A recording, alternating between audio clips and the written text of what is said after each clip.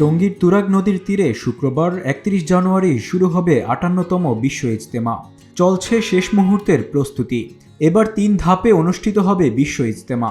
বাংলাদেশ তাবলিগ জামাত শুরায়ে নিজামের অধীনে আগামী ৩১ জানুয়ারি শুরু হয়ে ২ ফেব্রুয়ারি আখেরি মুনাজাতের মধ্য দিয়ে শেষ হবে বিশ্ব ইজতেমার প্রথম ধাপ।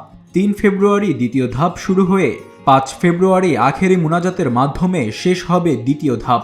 এরপর ৮ দিন বিরতি দিয়ে ১৪ ফেব্রুয়ারি তৃতীয় ধাপের বিশ্ব ইজতেমার আয়োজন করবেন সাদ অনুসারীরা।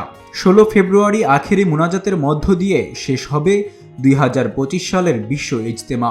পরে ১৮ ফেব্রুয়ারি মাগরিবের নামাজের পর প্রশাসনের কাছে সাদ অনুসারীদের ময়দান বুঝিয়ে দেওয়ার কথা রয়েছে।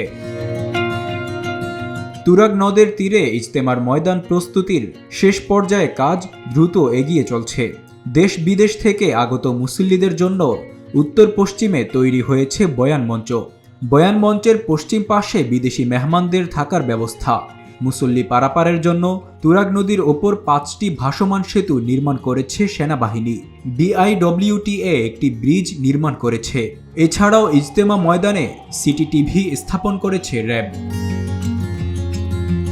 Desk report, public post, Dhaka.